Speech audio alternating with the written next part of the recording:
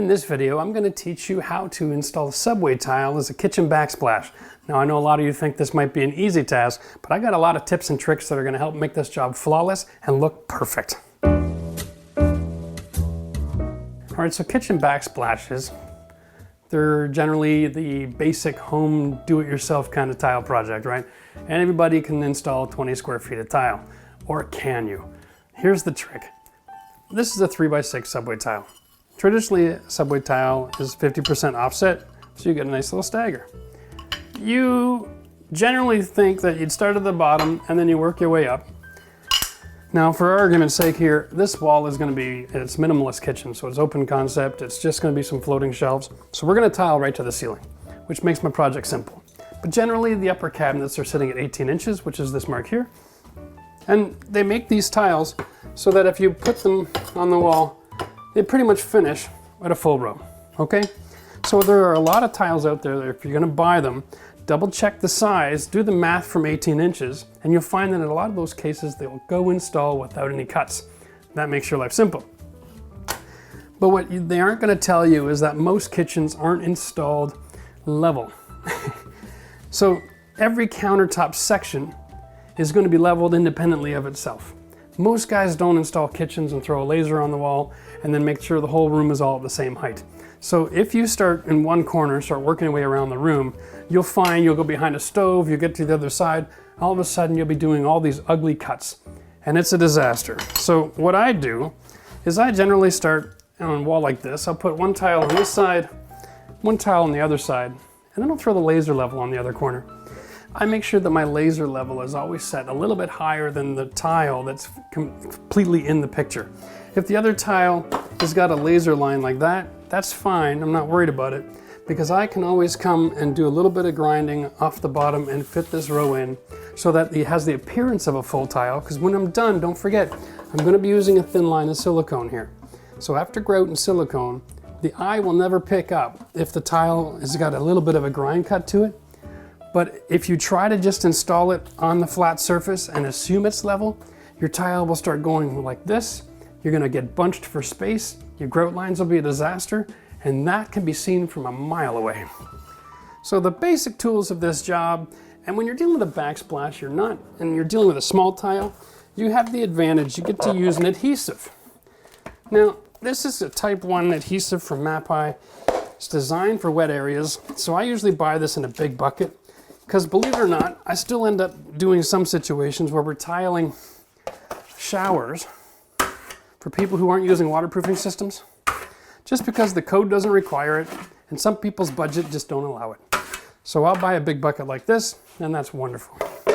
I buy myself a cheap little trowel like this because I find this adhesive, especially if you're doing this at home, you're gonna do one side of your kitchen, the other in a couple of days, it doesn't clean off very well with soap and water.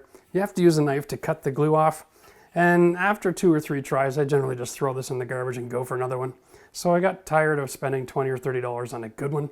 So I just use these ones. There's available at the hardware store. I think they're like $4. Not a big deal. So this adhesive is pre-mixed. All right.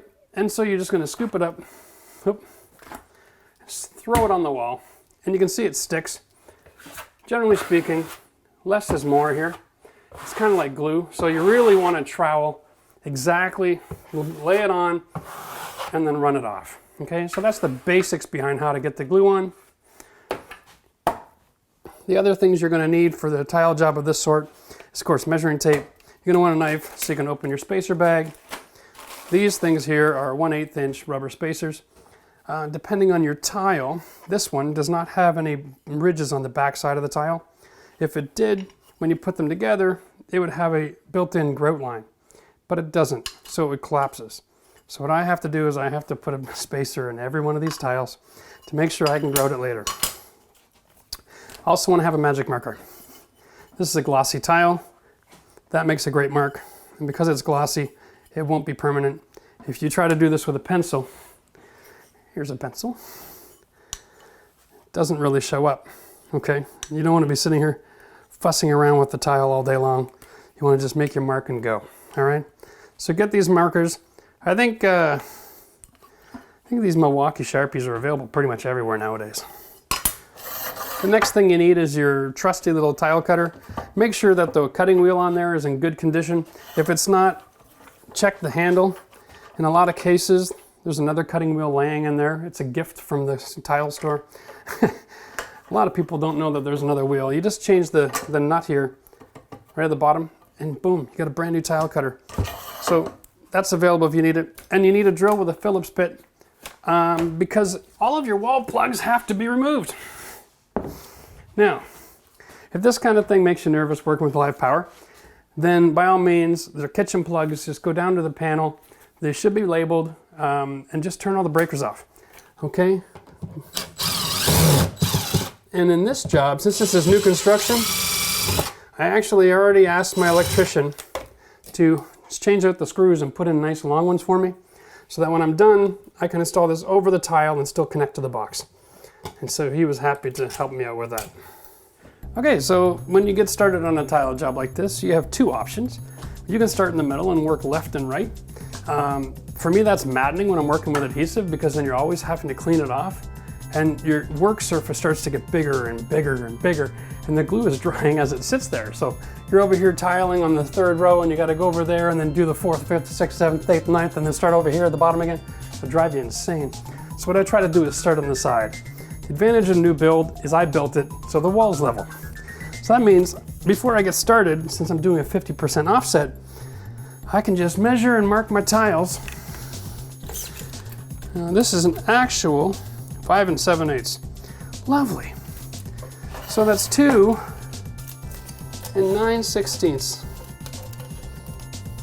Now I know my tile cutter, so I'm going to put a mark here, and that'll be my half tile, and I'll just confirm that I got that right. Scratch, break. That's pretty darn close. All right. So we'll just line that up again this time. A little bit to the left. Break. There we go. All right. Now I'm going to have 20 some odd rows. So, and these tools work really quite easy. If you're starting out and you haven't done much of this before, push it up against a wall. All right. That'll give you a little bit of, and you're not looking for a lot of pressure here. Just a quick scratch. It's called a scratch tool, not a cutting tool. You really want to just touch the wheel on the edge, roll it up over, and then push it along. And the wheel doesn't really roll as much as it scratches through the glaze, so when you add the pressure, it breaks nice and clean, relatively speaking. All right, that gets us started. That'll keep us out of trouble for a little while. Move this out of our way. So Max just asked me, why do they call it subway tile? And I was like, well, it's because in those old subway stations, that's how they cover all their walls. You remember the subway stations, they used to be hand dug, not machine dug. So the walls weren't all straight, and then they didn't have steel supports. Everything was curved. And so these tiles are designed to take on all kinds of different movement because they're so small. You can wrap them around in bends and all kinds of great stuff. So that's why they use these, just for their practicality and their. So I made my mark for my laser line, and I've just thrown a couple screws and some metal transition here. It's just a straight edge. I'm just going to build on this. Generally the glue holds everything just fine, but because I'm using spacers and the way I'm going to do this is I'm going to put a bunch on the wall and then add some spacers and then push it all back together again. Okay, so there will be some pressure on the bottom row, so I just put that there to keep everything from sliding around. Now, really, I find it easier to put the glue on from the bottom up. Same as when I'm grouting a wall in a bathroom. Okay? And then you can take the time and pull it across.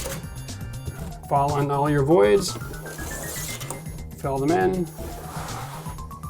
and then very similar to drywall, just put a bit of a turn on your trowel and it keeps it all from running out the backside. And you won't have big globs of it laying everywhere. There, that's a lot. And then we're gonna just kind of anticipate our spaces. For now, there's no back butter on this because it's a subway tile and an adhesive. And that V-notch gives me perfect adhesion. What I'm gonna do is just kind of guess for my grout spaces to start with. If you do one tile at a time and then add your grout spacers, it will drive you insane. It'll take forever. I like to just do this, get a few rows on, start at the tile and push up. So you're always cleaning the glue out of the way. Go tight and then go up to the side.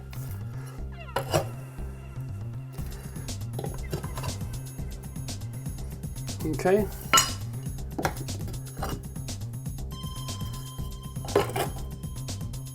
Try to keep yourself clean as you go. If you're clean, your job will be clean. If you start getting covered in adhesive, just take a minute and get rid of it. It'll be everywhere, and then you'll spend all kinds of time trying to clean your job up later. Okay, that's about as far as I want to go. These spacers are rubber, which makes them very easy to work with. And easy to pull out, which is an important aspect of this. Ooh, too easy to pull out sometimes. With a small little wall tile, if you're using rigid plastic spacers, you can't grab them with a pair of pliers and yank them out. Sometimes they get stuck right in there with the compression. You can see what I mean? Just having a bunch in your hand and then running along to all of these different joints moves this process along. Open it, close it. Okay.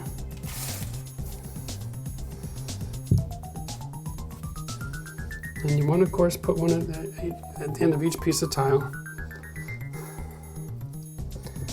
And this seems a little bit monotonous, but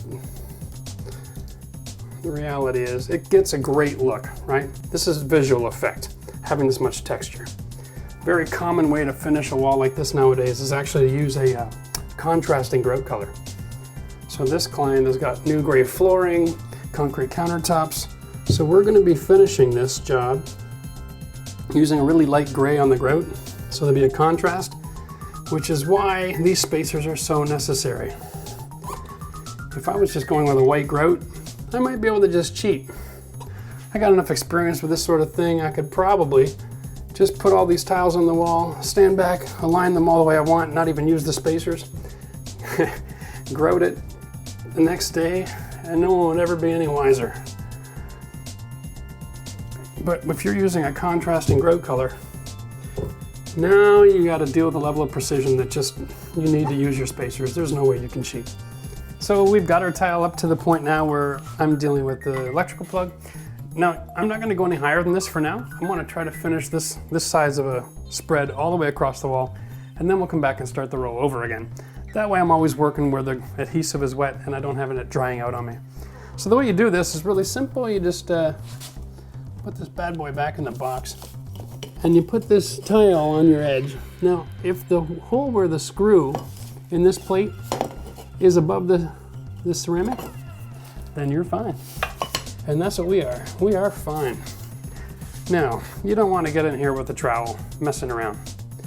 Just put the adhesive right onto the tile. Okay? Make sure you got good coverage here because there's going to be compression with the electrical. Slide it in behind, then push it to the wall. All right? That way you're not going to accidentally arc and blow something up, including your finger. When it comes time for a cuts around the plug, line your tile up with the hole in the wall, not on the plug itself. You want to maintain the gap on the box, okay? And then mark your grout line so that you keep that consistent. All right? It might take a little practice for you to know where exactly that blade's going to cut. I actually put a little black mark on my cutter so I have an idea. So I always line it up like that. And perfect.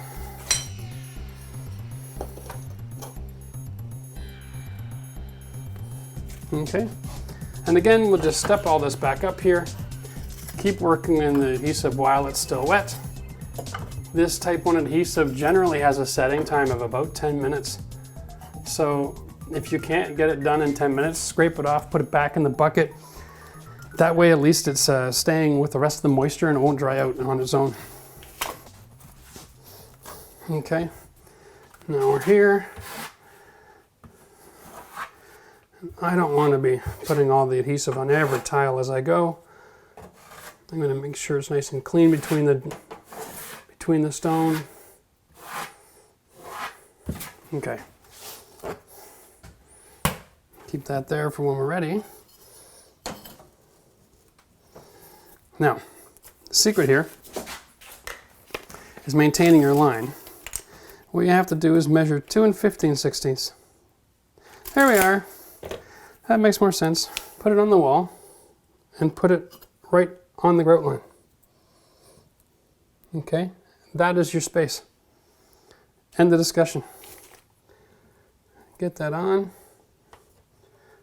And then what you want to do, have yourself a cover plate handy. Put it on your plug and put that back in position and see if it covers the gap. If it does, you're going to be fine. If it doesn't, you'll have to add a sliver. I found that generally speaking, any gap between the tile and the box that's a 1/4 inch, you're fine. 3/8, you run into an area where you might want to buy a different size plate. You can actually buy the medium or the large size, the king plates. If you do, buy one for every every electrical plug in your kitchen, or it'll look funny. Now we check this one, we're definitely going to have to grind.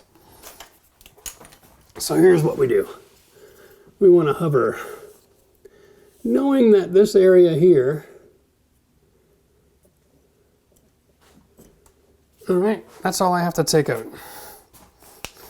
Now I have options for this. If you're good with the tile scissors, you can use your nips. You can nip that out, because this is a ceramic, it's easy to work with. Or if you're like me, you always keep your grinder handy. So basically,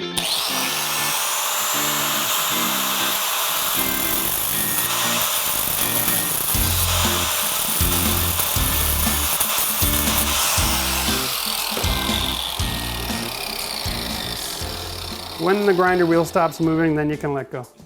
You'll learn that one the hard way. All right, there we go. Boom. Tile on. I feel like Gordon Ramsay. So here we go. Wherever you can, get a spacer at the end of each tile. All right, especially around your plug cuts. It's a lot of times when there's a problem with your tile later on, it's because somebody got this area wrong. Once we get all these spacers in, we're gonna just back up and bend over and have a good visual look. Make sure that it all makes sense. Just gotta move quick here because my stuff is drying on the wall. Subway tile always makes me think about the first time I ever tiled a bathroom. It was my own house, and I was young, married, had 2 little babies, and I was living in a rental and the place was a dive. I was broke, working in an Italian kitchen, trying to be an apprentice chef. Till, of course, one day I found out that they work every night, every weekend, every holiday, and they don't get hardly any money. So I changed careers. Anyway, I was working in this Italian kitchen, and figures the Italian chef was also a tile set. And so he gave me a crash course while in the kitchen one day, and let me borrow a couple of his tools.